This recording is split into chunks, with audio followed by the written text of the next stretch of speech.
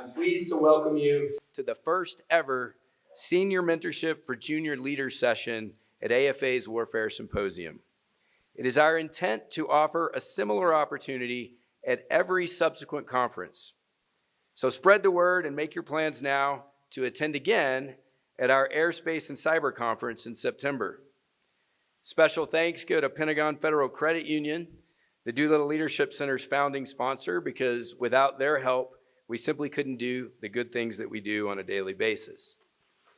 To the cadet leaders in the room, this is a special opportunity for you to communicate directly with the most senior level of leadership in the DoD.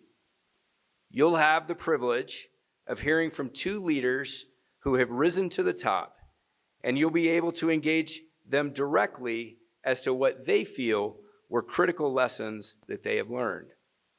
At today's session, we'll start with 15 or 20 minutes or so of initial comments, after which you'll have the chance to ask questions of our distinguished panel.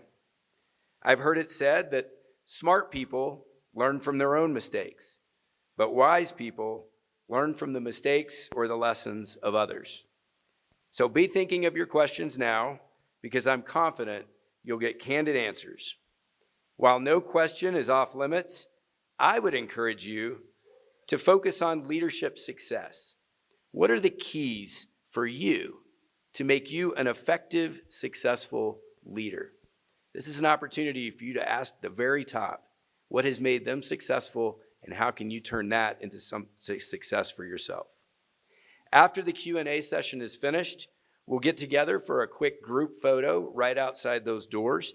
And we don't have a lot of time, so cadets, I'm asking for your help. When this thing ends, get out there, start organizing yourself from tallest to shortest, and let's get that done so that our distinguished panel can move on to their next event. At this time, allow me to introduce briefly our senior mentors for today. As you all know, General Chance Saltzman is the nation's top guardian, the second Chief of Space Operations for the U.S. Space Force, or CSO number 2. But he wasn't always a 4-star general. In fact, he started out just like you, as an officer candidate in college. General Saltzman commissioned through Air Force ROTC at Boston University. Upon entry into the Air Force, General Saltzman excelled at every opportunity. I know that because we're actually the same year group. He was once my peer before he vastly accelerated past me to his current position of greatness. He's the definition of a space warrior, a standout missileer, an Air Force intern, a weapons school graduate and instructor, a successful leader at every level of command and staff. Also joining us is General Saltzman's Senior Enlisted Advisor, Chief Master Sergeant of the Space Force number 2, Chief John Bentivegna, or Chief B9. Chief B9 graduated basic military training in 1994 and cross-trained into the space business from the Precision Measurement Equipment AFSC. As a space warrior, he excelled from one opportunity to another, serving in roles across the space mission set in the Air Force and National Reconnaissance Office. During his career, he's not only learned many leadership lessons, but he's also had the opportunity to mentor many junior officers to success. I can tell you from experience, there's nothing so impactful to an officer's development as the blunt and sometimes brutal observations and advice from a chief who takes his or her job seriously. So with no further ado, let's welcome our mentors. Room, Tench, Hut.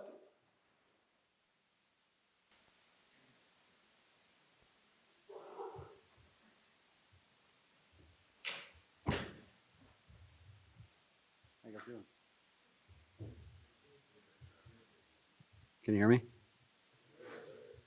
You guys nervous like me? This is like the most daunting audience I've faced in a couple of days.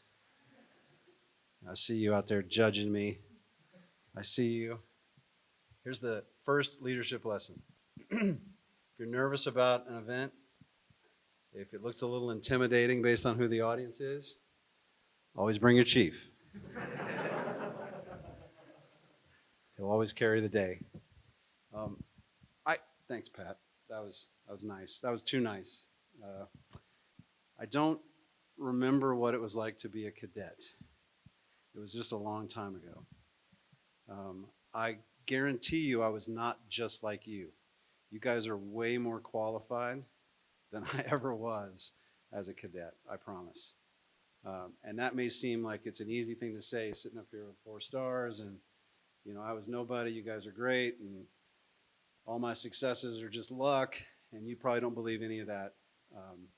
And there probably is something to just working hard and taking on extra responsibilities and trying to do the best you can, and one thing leads to another and you get promoted. There is something to that. But I can assure you that every single one of you could be sitting up here in about 33 short years.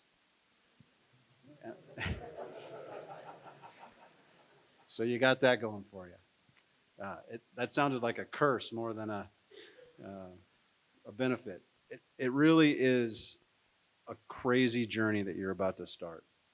And I wish I could just say, hey, get out your pen and paper. I've got like 10 lessons, and if you learn these lessons and take them to heart, thank you. I appreciate the paper. If you learn these lessons, you'll be in good shape. I don't have any real secrets. I recently heard what I thought was some of the best advice that old people can give to young people, aspiring people. You're not old, you're experienced. It's different. Thanks, Chief. He's so awesome.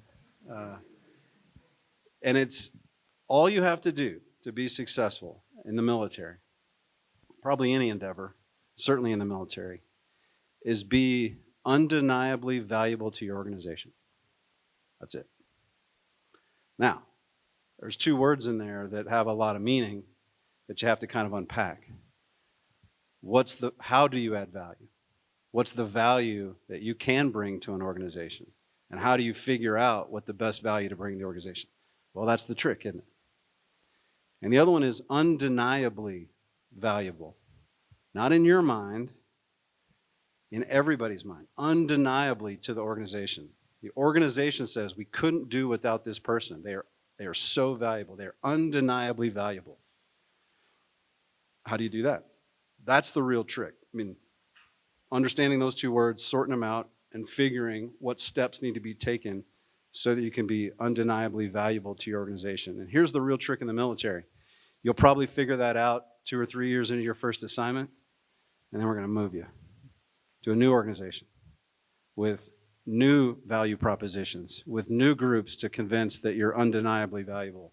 And to some degree, you'll feel like you're starting over. And to some degree, you're right. You are starting over. So I think from a military perspective, I would kind of alter that adage to say continuing to be undeniably valuable to every organization along the way. That's the real charge you have. That's the real charge. And, as officers, you have to make everybody around you better. And that may be a different way of saying the value you add as an officer. But we can let the chief kind of pontificate on that a little bit, on those roles. But it's something to think about. I hope you'll ask some of those questions along those lines. There's no secret path. And before I let the chief throw some thoughts at you, I often get asked by groups, like, how do you manage a career? Like, what is the career path? What does success look like as you chart your way through a path? I don't like that. I think the path is really kind of what you've worn behind you. And it's really not as valuable because it's stuff you've already done. The path in front of you is still to be determined, and there's a lot of different things you can do. There is no one single path. And I could tell you for 29 years of my career, I was on a path, and then they stood a Space Force up. Like, that was not on my path. Like, that was not something I was thinking about. I was leading the air campaign in the desert in Qatar as the Deputy Combined Forces Air Component Commander. I was not thinking about a Space Force when it stood up. So paths come and go. There's a lot of different paths to success. Don't get kind of locked in and think I have to do the things that keep me on a path. These are false choices. All right? I'm really looking forward to your questions because I've forgotten what it's like. And I'm interested, really, I'm really interested in what's on your mind, this next generation of leaders that I'm so excited coming in. Chief, what do you got? Hey, thanks, sir. Hey, let me start by saying thank you. Thanks for giving me the opportunity to kind of engage with you today. But also, let me thank you because you have chosen a path to wear the cloth of your nation. You know, when you look statistically, I think it's only about 23% of the nation is even eligible to serve.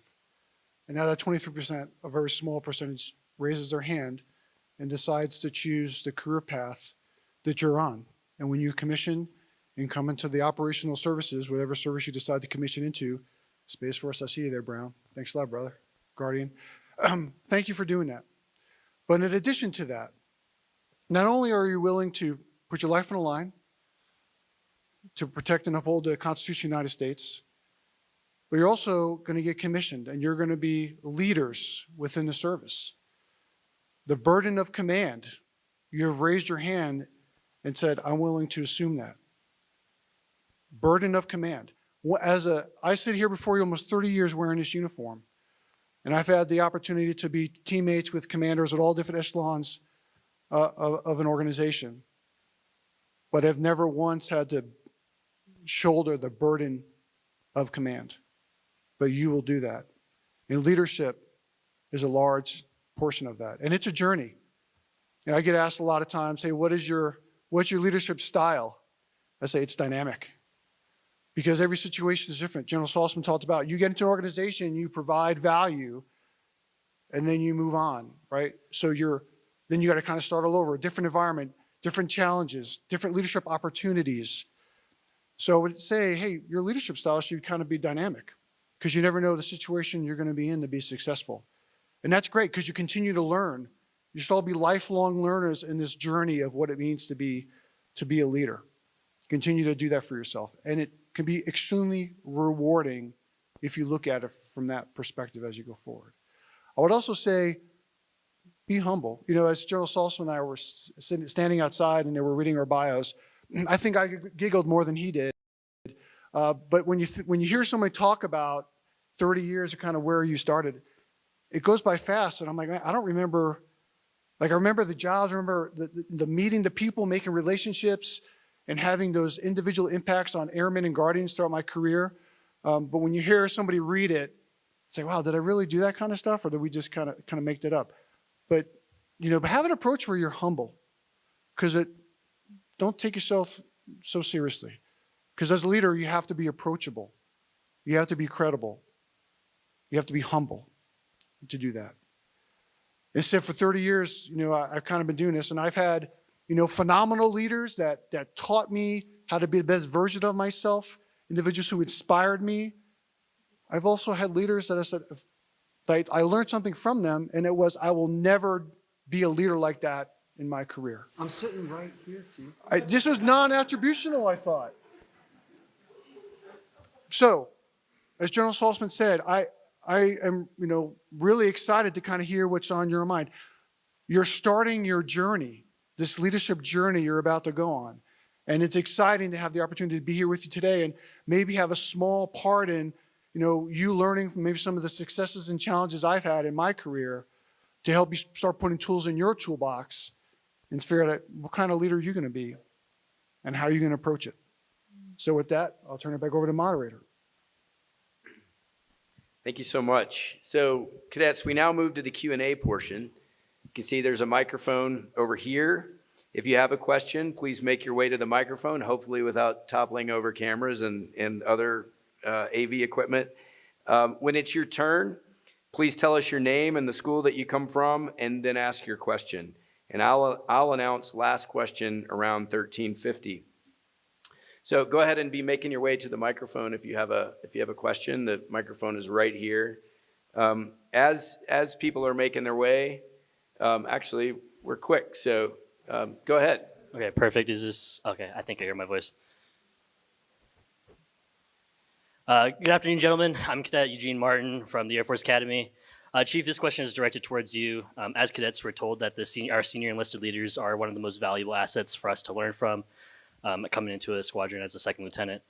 What lessons would you impart upon a second lieutenant coming in fresh, ready to learn? And how do we go about that to ensure that we're getting the most out of our senior enlisted leaders? Yeah, thanks. I'm sorry, did you say your name is Dean Martin? Eugene. Eugene Martin. Yes, sir. Okay, okay.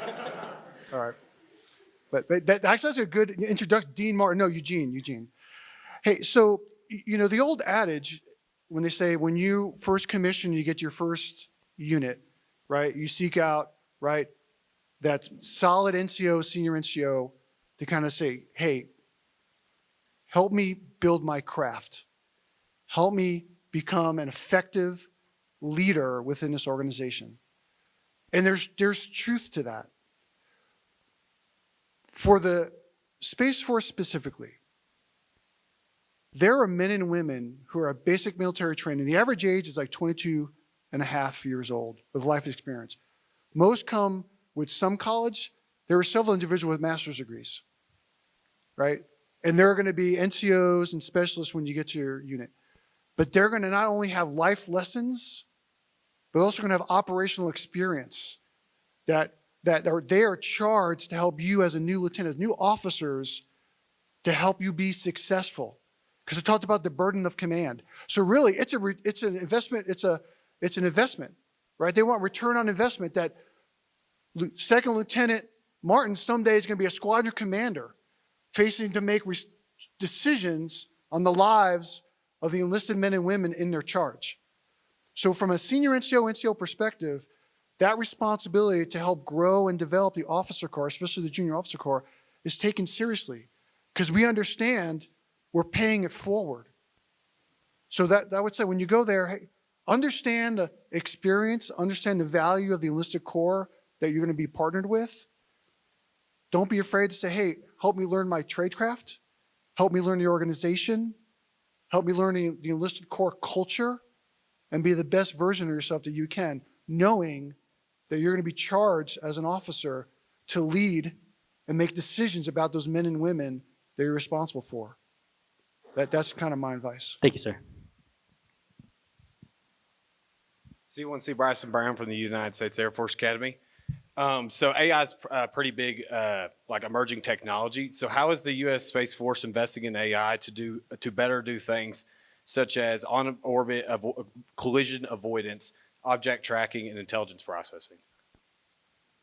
Yeah, that's a great question. The question stems from an understanding that we have to collect so much data, and we're able to collect so much data to start to make sense out of what's going on orbit, what's going on in our networks, et cetera, et cetera. We're collecting so much data that people are going to struggle to be able to make sense of it in time to make operationally relevant decisions.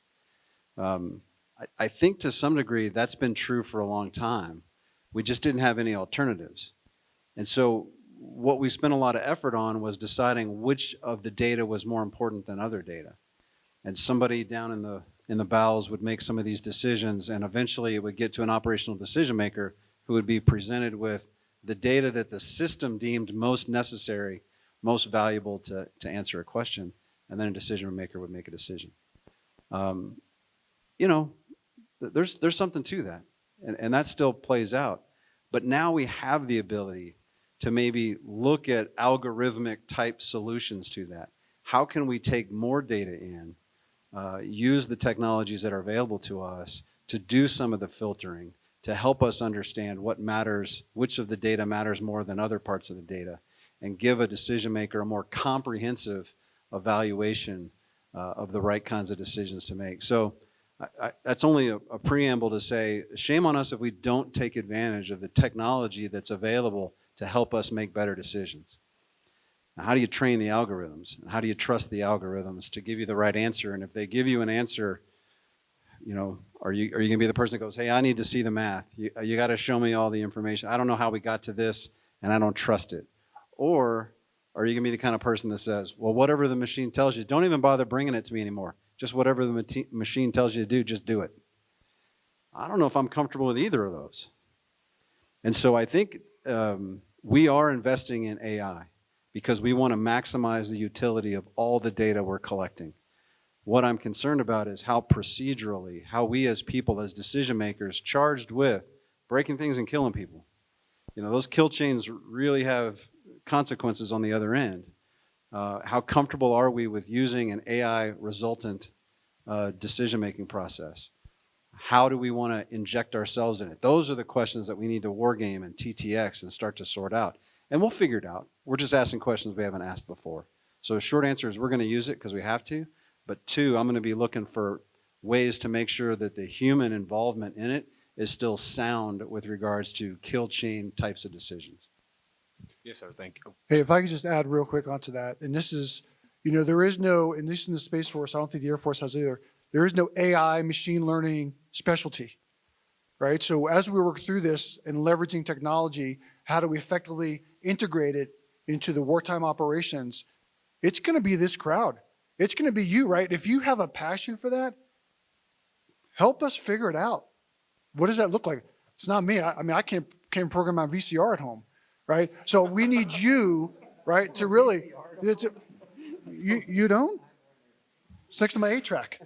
But seriously, right, this is emerging technology, and this is where we need, right, thinking outside the box, comfortable with that, be part of the solution, help us figure it out.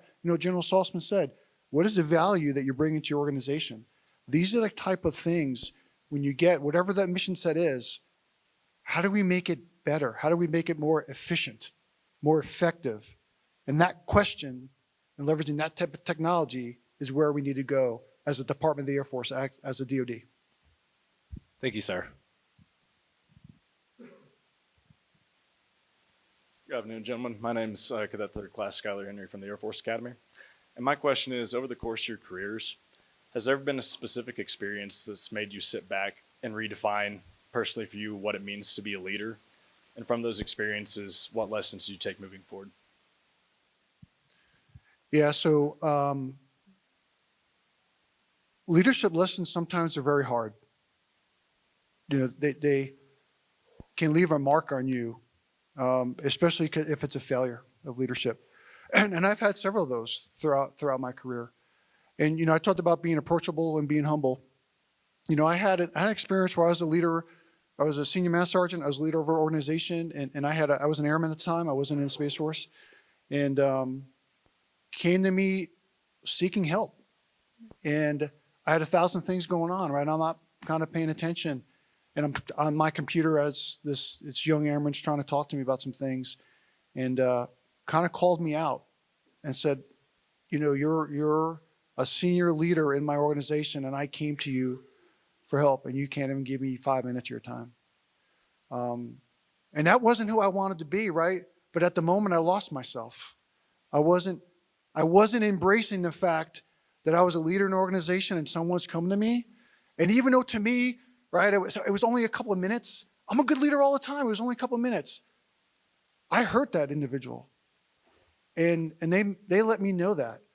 So, the precious, moments in time where as a leader, right, someone that individuals look up to, that want to emulate, it's hard to be on all the time, but don't ever underestimate the impact that you can have on another human being. And I don't care if you're a second lieutenant or a colonel. You're all going to be leaders. Someone's going to come to you and look up to you and look to you for guidance and help. We're all leaders and formal leaders. But don't ever forget that and the impact you can have on someone positively or negatively. And so that left a mark on me. So, I'm very cautious now to make sure that, as a leader, I try to be as engaged and focused to the men and women around me as I possibly can, because I never want to hurt another individual like I did at that point. That was a failure of leadership on my part. Yeah, that is tough, and that does happen, and words have the power to destroy and uplift. And so don't, the chief's exactly right. That happens. And you've probably heard leaders can't have a bad day or commanders can't have a bad day. That's such a bumper sticker. That you might interpret that to mean just smile. Don't ever say you're having a bad day. Like, no, it's way more than that. You got to be on. You got to be ready to support every single minute of every single day. And that is exhausting. That's what the chief's talking about. The one I'll pass along is kind of a realization, and this is maybe more in the senior grades that this becomes a real issue. However, you prepare for these kind of moments over the course of 30 years. You know, the experience I brought to being the deputy CFAC at IUD wasn't the job I had before or some training course. It was 30 years of experience that brought me to that point. And I think the first time that really hit home, without going into too many details, a lot of what we did was kind of classified over there, but you know, being posed with a decision, and it's a terrible decision to have to make. There's no good answers. There's going to be suffering almost regardless of the decision you make. And the realization that, hey, this sucks, but this is my job to make this decision. I can't pass it off. I can't shirk the responsibility. I can't just delay and maybe things will change 24 hours. Right here, right now, I got to make a call. And the outcome is going to be bad for somebody. That's when you're like, okay, that you've reached a certain point there, you know. But I think, again, the 30 years of experience is what led me to the conclusion that, because there are probably people that could have walked away from the decision, said, I'm not making this, or get me a lawyer, or you know, whatever. But to sit there and say, nope, I'm the leader, decision needs to be made, and I'm the only one that can make it. That's when it kind of sinks in. But you got to prepare for those moments, and you got to be willing to take on that responsibility and deal with the consequences that come from it. Thank you both so much. Good afternoon, gentlemen. I'm Cadet 4th Class Dexter James from the Air Force Academy. I have heard before that to be an effective leader, people have to want to listen to you, and that means they have to like you at least a little bit. So how do you walk into a room full of people you've never met before, people who you will likely never have the chance to get to know personally, and convince them to like you, or at least enough to listen to what you have to say? Hey, so, you know, one of our values in the Space Force as a Guardian is connection. And, you know, and I would say, I mean, the last couple of days, right, in this opportunity in AFA, right, I've had a chance to walk through the hallways and engage. And first of all, right, we all have a connection in some form or fashion, whether it be we're both wearing a uniform, we're both Guardians, we're both from Jersey, maybe, right? But I think, right, there's a way to connect with every single person at some level. Now, whether or not they like you, right? But I think people value when someone sees them as a human being, when you kind of connect that way.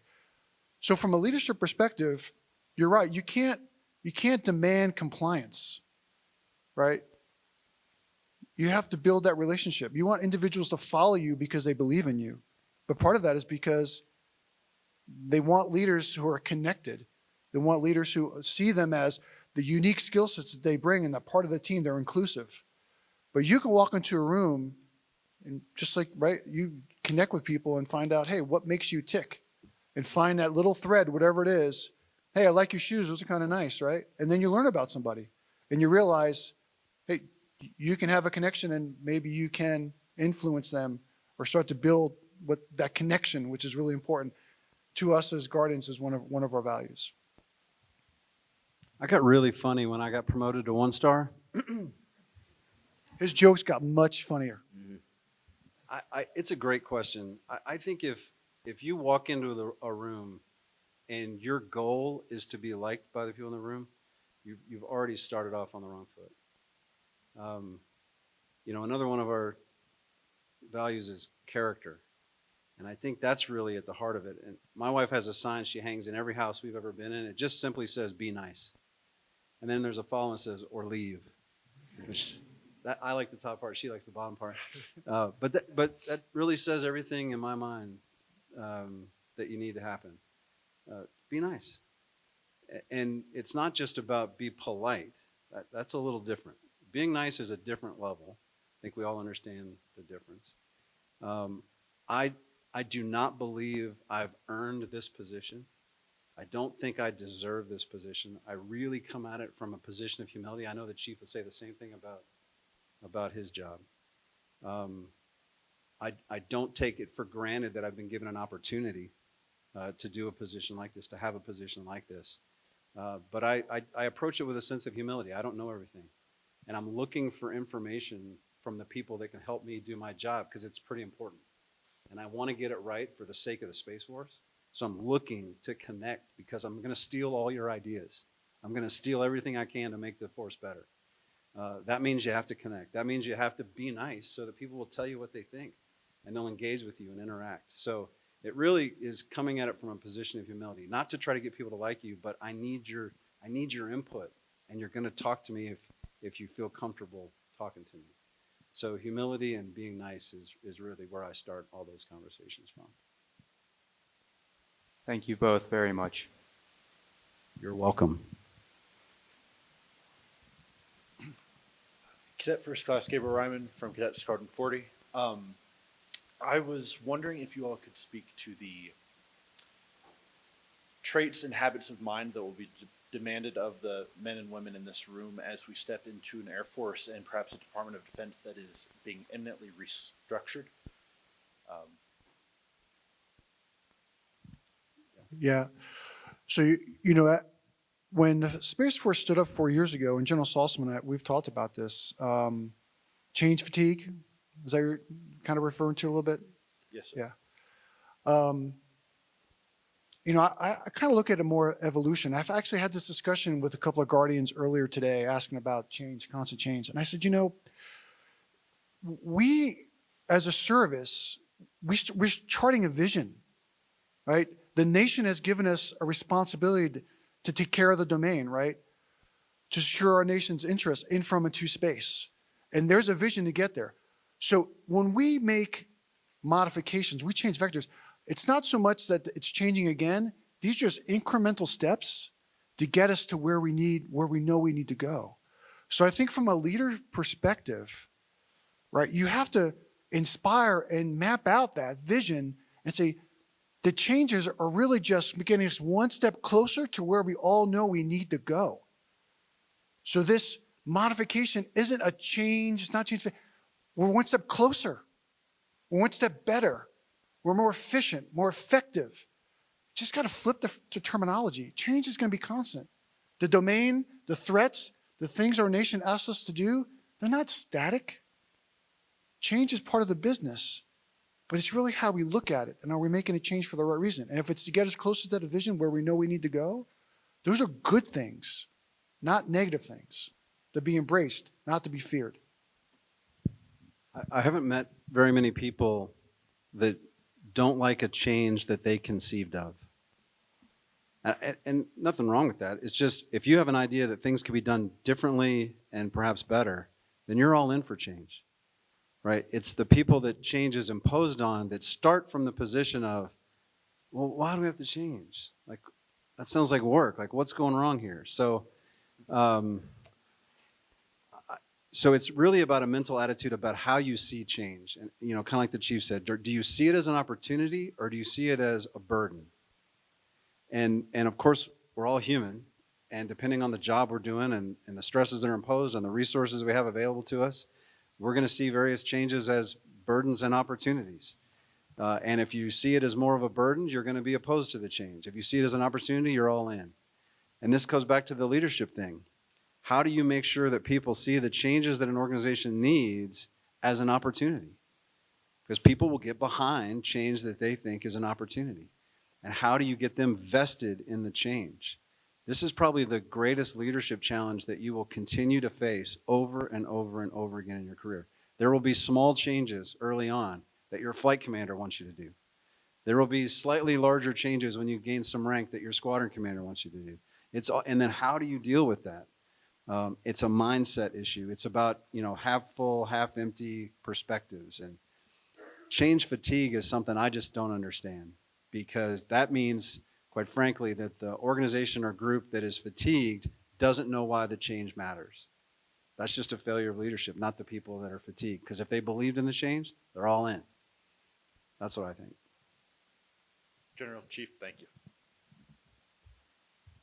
Good afternoon, gentlemen. I am C3C Kirsten Cannon, Squadron 8 at USSF. And my question is, this is probably way above my pay grade, but I'm curious, so I'm going to ask anyway. Is but everything above your pay grade? I think so. But I think it's not a secret that the DoD is struggling with retention rates.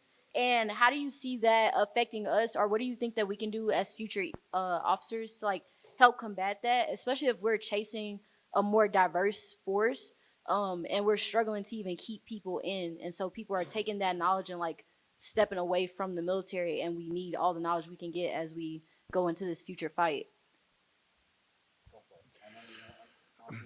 Yeah, so Space Force right now, we're not struggling with retention. We're hitting recruiting goals, and now we have attrition rate, people who move on, right? You retire, and other opportunities, life things happen, but we're not, from the Space Force perspective, we're not bleeding talent, right? That we're concerned about. But even the other services, we just did a quality of life testimony with my fellow E9s from across the services, the senior enlisted advisors, and even the Army, who had trouble meeting recruiting goals, but retention is actually pretty strong. And part of it is because I think people, until you're in the family and understand the value of service, it's hard to make that leap. So the recruiting's a little challenging. But once people understand the value of this team, what it means to wear this uniform, we're right now, we're more successful keeping them on the team than not. So I think from a leadership perspective is, talking about the value of service. Like what does it mean? I was at BMT last week. I'm just losing my days. Last week I had a chance to engage with them. And I told them, BMT is hard because it's meant to be. Because when you put on a uniform and you go back home to your hometown and you walk down the street, someone's going to stop you and say, thank you for your service. You have to earn that right. But also, it needs to be embraced and valued.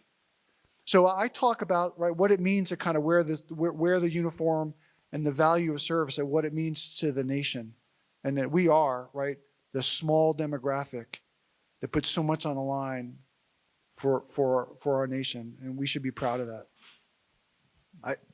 I'm not naive enough to think that our current retention rates are going to last in perpetuity. There are so many variables that come into play, economy factors. We start going into a nasty war over the next 3 or 4 years that people are like, thanks, I'm out, right? There's a lot of factors that apply. But I'll tell you how the Space Force is looking at it. Those things which retain our workforce are the things that make the Space Force successful. And as soon as you equate those two things, you quit focusing on the one, you start focusing on the other. You say, well, what is it that retains the force? What is it that makes people stay? It's not the pay. Like we know, right? Even at your pay grade. I'm just kidding. Right? That we didn't join to get rich, and that's a kind of a cliche, but we know what the pay scale is. That's not what it's about. It's about a calling. It's about joining something bigger than yourself. It's about a commitment to service. It's about patriotism. It's about being a part of a team that people count on you and the value you add to that team. That's hard to put a price tag on. So what makes people get off of that train? They're micromanaged. They're not given the training that they need to do their job as competently as they know they can. They're frustrated because of 1,000 little inconveniences that seem easy to fix, but nobody cares, right? These are the things that leaders have to concern themselves with. Those are things we can fix. Empower people, challenge them. It should be hard.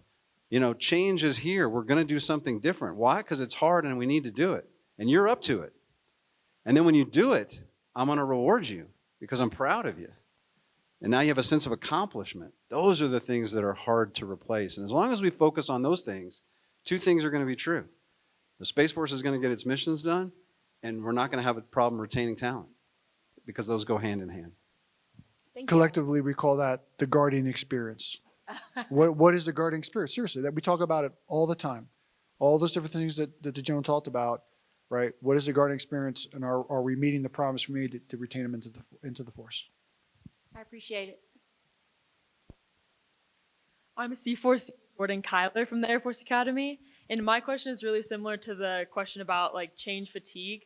But how would you recommend implementing unpopular policy changes and specifically like cultural changes, and what are practical ways to get the people that you're leading to buy into those changes when they simply don't want to, like despite like saying why you're making that change? So I'll give you, I've been involved in several of those. And unpopular is the word I'm kind of focusing on. So we never set out to write unpopular policy. Like, what will make them most mad? Yeah. Really, Let's- that's true. We Let's don't- document that, and let's get that out in the field immediately. They are far too happy out there. It's not our intention.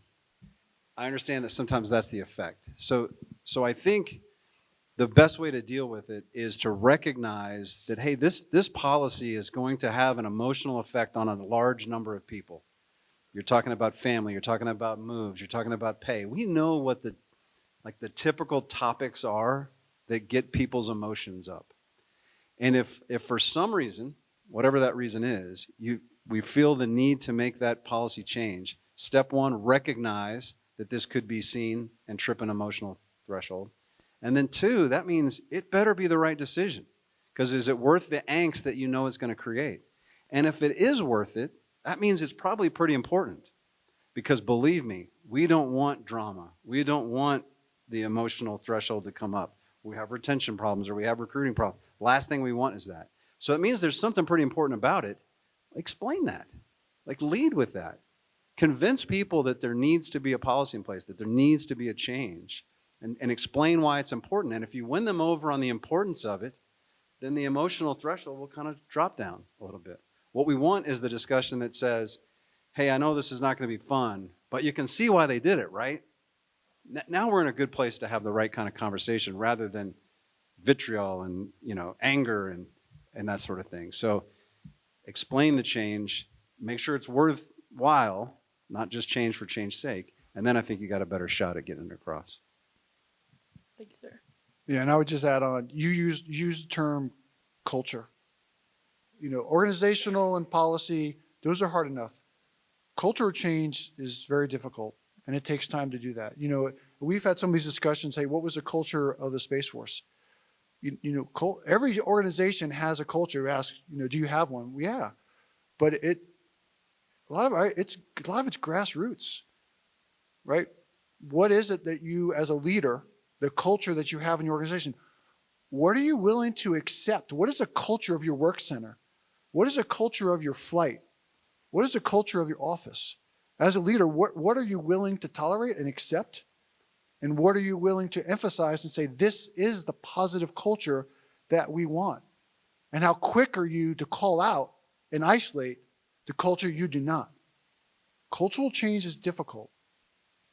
But just going back with General Saltzman, you have to be able to articulate the why. But as a leader on the cultural part, it has to be active engagement all the time to help change that culture, because it'll shift over eventually. And then when you know it's success is that when collectively, right, they're self-policing, if you will, right? The culture of the organization has shifted, that it's not just the leader who is continually kind of doing it, but now it's organic. And they recognize the value of the character, the new culture that you are trying to instill. Hey, one last thing, because this is a really good question. You guys are all going to be spread across your services in leadership positions, and an unpopular policy is going to come out. I think it would be worth having the first conversation go something like this. I wonder what's behind this decision, because it seems a little odd. Rather than, can you believe these morons at the headquarters are doing this? Just a little bit of benefit. Don't give us unlimited benefit of the doubt. We haven't earned that necessarily. But there are probably factors that lieutenants don't know that maybe the generals have to deal with on a day-to-day basis that might affect those decisions. All we're asking for is start the discussion from a standpoint of, hey, I wonder what's behind this, because this seems ridiculous. So clearly something's behind it. Can we get an explanation on this? I think that puts you in a better place than if you start with, this is absolutely wrong, and try to sort from there. Thank you, gentlemen. And before you ask your next question, let me just say we've got time for one, maybe two more questions. I'm sorry for the people who still are in line there, but depending on the length of this one, this could be our last, but hopefully we'll get to Hey, it. stay in line, would you? You never know. Stay in line. Come on. All right. Well, good afternoon, gentlemen. I'm Cadet Bohati from Colorado School of Mines. And I was just wondering if you could talk about the different strengths and weaknesses the Space Force faces with leaders that come from different branches all across the world. Say it again. I want to make sure I understand exactly what. I was hoping you could talk about the different strengths and weaknesses the Space Force faces with leaders that originate from multiple services, such as yourself from the Air Force originally, and so on. Yeah. So one of my favorite leadership tools is to question assumptions. Now, it's a two-step process. First, you have to zero in on what exactly are the assumptions that aren't being stated, because that's what an assumption is. They're not being stated, right? So what's going on here? Like, what are we assuming to be true that we are already having this discussion? It's a great tool for you. I encourage you to try to find the assumptions that are being made and then question them, ask them. Make sure they're valid still, right? When you bring other services in, they come from a wholly different background. So things that we've quit asking questions about because we did 30 plus years in the Air Force, and this is just the way things are, right? That's how you do things. And all of a sudden they go, well, why? And then you realize, oh, this is not a fact. This is just an assumption. Like, we don't have to do it this way. We just always have, so we think there's no other way to do it. Right out of the gate, that has paid dividends across the board, probably at all ranks, not just leaders, but at all ranks. They just ask why. And then we have to go, I don't know why. And there's power in that, because now you can evaluate, what's the right way to do this? Now, that may drive change, which then you have to go, okay, we're going to do this differently than we've done in the past, so how do we get this in place? But it's very powerful, and I think that all the other services that have come into the force have asked us those questions why, and it's given us a new perspective on how we want to do business as a Space Force. Thank you, gentlemen.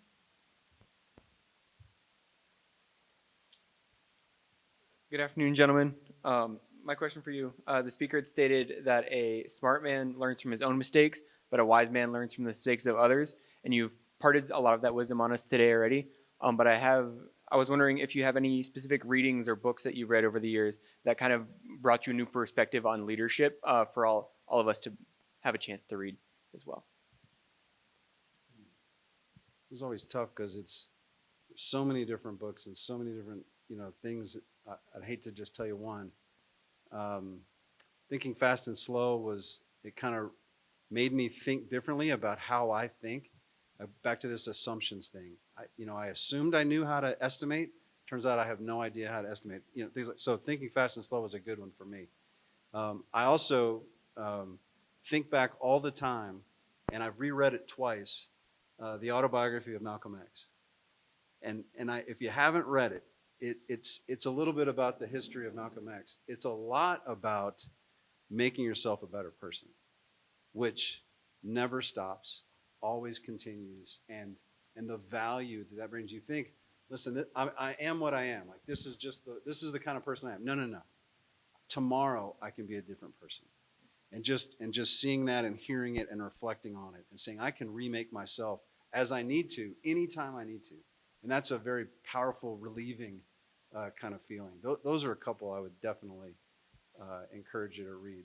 The last one, if you're really interested in kind of a insider, outsider perspective on how to make big change, there's a book called The Age of Heretics.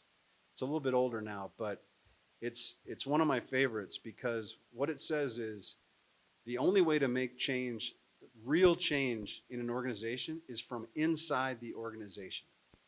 You cannot be an outsider and make a change to an organization. It only can come from inside because culture and process, nuance that you can only gain, that you only have that understanding from inside the organization. So consultants can't fix your organization, right? Outsiders can critique your organization, but they can't fix your organization.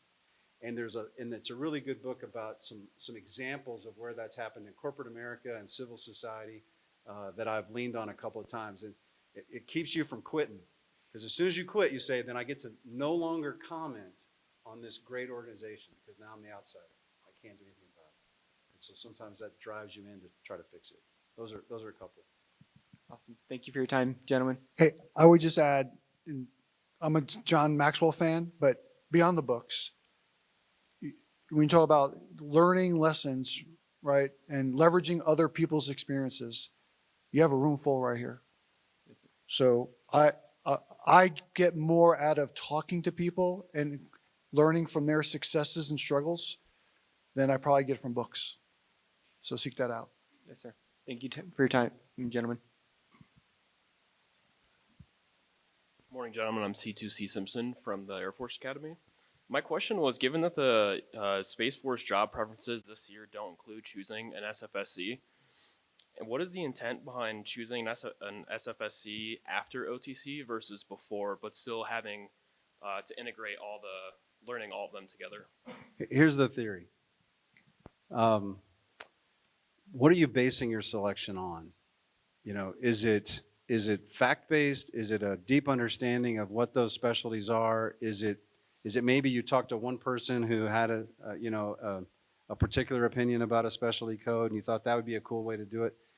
My assertion is that you will be more informed if I send you through all the training, pair you up with a mentor where you can see what a day in the life of these type of officers, this kind of career field, what they would do, and not make you choose until after you've had that experience. Then pick whatever you want. I mean, just the same process you're doing as a cadet, let's just do that as a first lieutenant.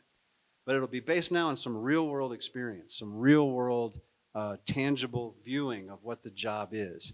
And I think with that kind of insight, you might be more effective at selecting something that you think you'd be good at. And that may pay off in your performance, how well you're retained, and longevity along the way. So that's the theory, is same selection process, let's just do it after you've got a little more information from inside the force rather than from the outside trying to get anecdotal information to make those decisions. That's the idea. Thank you, gentlemen. C1C Bryson Brown from the Air Force Academy. With the push for Space Virgin, if I'm saying that right, at the conference and from the C notes, will the Space Force soon begin sending cyber operators through the OCO pipeline to supply the Cyber Command? What? Well, because we're starting to send people to different combatant commands, will we start sending offensive cyber operators through the NSA's pipeline to go to Cyber Command? Got it. You weren't saying it right. With that accent, I couldn't understand. I'm just kidding. I'm just kidding. I'm from Kentucky. I understand completely. So what I don't like is the modifier offensive cyber. Like, offense and defense is the nature of an operation. It's not inherent in a person. It's not inherent in a weapon system. It's how you put those capabilities together and what you intend to do with it that makes it offensive or defensive. I'm a little sensitive to this because we get this question all the time. Is this an offensive weapon you're putting in space? I'm like, hold on. Like, is an F-35, is that an offensive weapon or a defensive weapon? Right. So the short answer is we are going to put people in cybercom. Now, what they do and what missions they support, well, to some degree, that's up to the combatant commander. The training that we're going to give them initially will be mostly focused on what helps the Space Force, which is mission defense of our cyber networks. So it will have more of a defensive flavor early on. But as the demand signal from the combatant commands or even inside with our operational concepts, if we determine there's a need for offensive capabilities, for offensive planning, then we'll have to train and educate our people to support those plans. All right. Yes, sir. Thank you. Good afternoon, gentlemen. C3C Abdallah El Rahal from the Air Force Academy. My question is, how does the Space Force plan to address the challenges posed by the increasingly contested and crowded space domain, particularly in the context of great power competition? Yeah, you may have heard me talk about a theory of success. In real short, it is centered on three basic principles. I think we will be successful in great power competition with regards to space superiority if we're able to avoid operational surprise, if we're able to deny first mover advantage, and we're able to conduct responsible counterspace campaigning. Those are the three principles. How do you avoid operational surprise? You got to have all the sensors, data management, data fusion, decision support to know exactly what's going on in space, when and where, in an operationally relevant timeline. How do you deny first mover advantage? You have to de-incentivize strike. So how do you do that? Well, you make your systems more resilient. If you could take out nuclear command and control on orbit with 3 or 4 missile shots, why wouldn't you? You gain a strategic advantage. But if you got to shoot down 400 satellites to claim that same mission kill, are you willing to raise that threshold level of violence? So the resiliency of the architecture actually starts to change the calculus as to whether an adversary would attack, deny first mover advantage. And then third, the PRC in particular has built a kill web designed to do space-enabled attack that extends the range, extends the accuracy of its weapons, and holds our joint force at risk. We have to be able to deny, disrupt, and degrade that capability so that they don't threaten the joint force. That's the strategy that we need to employ. Those are the capabilities we need to invest in, operational concepts, and training to employ so that we're ready for our part in the joint force. Awesome. Thank you very much, gentlemen. Good evening, gentlemen. My name is Skylar Mann. I'm from the Air Force Academy. I'll preface my question with this. I would assume being a general officer or a senior enlisted leader is probably a really stressful position. Just, because you have a lot of people looking up to you. You have politicians on you, and I guess Man, it's getting more stressful by the second here. Yeah, and I think your position gets a lot more difficult if we enter conflict because it's combat. What are your strategies for maintaining composure under stress? And yeah, that's my question. So operationally, it's training, right? As operators, regardless of whatever your functional area is, it's the responsibility of the service to give you realistic training and exposure to those environments.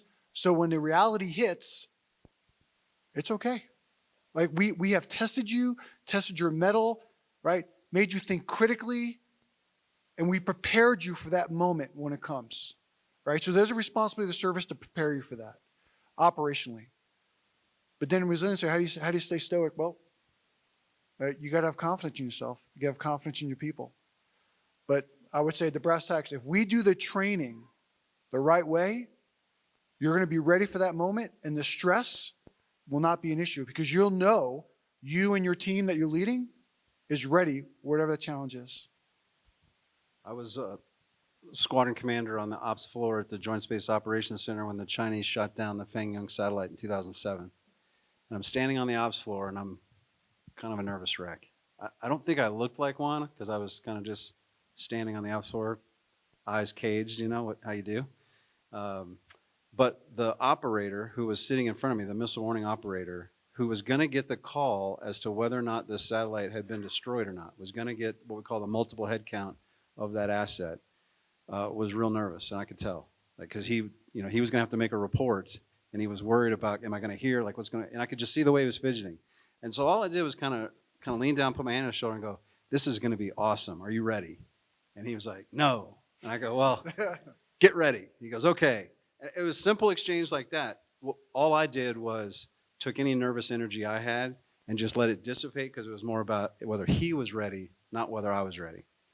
And I didn't think about that too much until about 20 years later when we're about to conduct the Soleimani strike. And I'm at the Kayak at IUD, the tensions are high. Everybody is nervous to do their jobs. And I was pacing, and I was like, hey, stop pacing. You're not the one that has to pull the trigger here. Just what are you worried about? So I remembered, and I went back and I started asking people, hey, are you ready for this? This is awesome. Do you know how historic this is? And I just deflected any nervous energy I had into the mission and the people that were actually going to do the work. That's what helped me, is just focus on the task at hand and what the people are going to do that you're supporting, and it's because it's not about you. Thank you. Good afternoon, gentlemen. I'm C3C Douglas Campbell from the Air Force Academy. My question for you is, as future leaders, we're going to be in scenarios where we have a task that we are very self-confident that we can do. How do you conceptualize prioritizing the development of those under you over your own self-confidence? If you think that no matter how confident you are that as an individual you're going to be able to pull off a mission, Just disavow yourself of that thought. The only way to get the mission done is that the people in your charge are ready to do their job. And it is as simple as that. So no matter how confident you are, it doesn't matter. If they're not capable, they don't have the competencies, the training that she was talking about, if they're not ready to do their job, you're going to fail. You can't brute force your way through a mission of any consequence from single leader, individual confidence. It's not going to happen. Once you let that go, then it's about, is the team ready? Then there's actions you can take. Hey, let's practice that again. Hey, let's look at this again. What's our contingency? Do some what-if drills. Has anybody thought about this? That's what gives the team confidence that you've examined this from every perspective, and now your team is ready to execute. Yeah, I would just say, as a leader, right, one of your jobs, you have to develop and build your replacement. So as a leader, regardless of what level you are you looking to climb ladders in your career, or are you building ladders for those behind you to follow? Thank you, gentlemen. Hello, gentlemen. So let's make this the last one. Is that all right, Pat? That's great, sir. All right. Hello, gentlemen. I am C2C Quintanilla. One of the few things I've heard today is that the Space Force is going to become more of a combative force. Could you explain a little more about that and the leadership challenges that come with it? So we have to be able to contest the domain. And what I mean by that is the classic, everything you've learned about air superiority applies to space superiority. We have to be able to protect the assets that we've come to rely on in space, and we have to be able to deny the adversary the use of space to harm our joint force.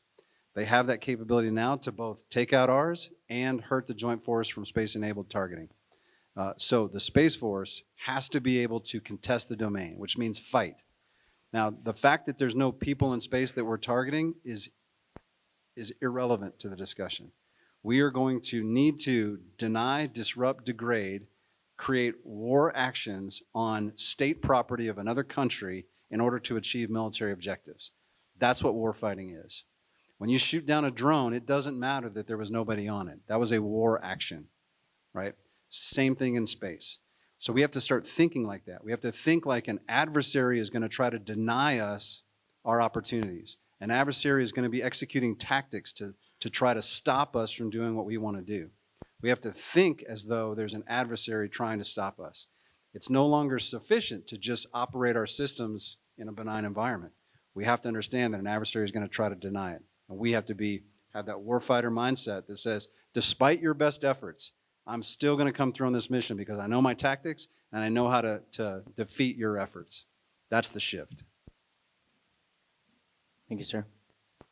Gentlemen, Chief, thank you so much for this amazing mentorship session.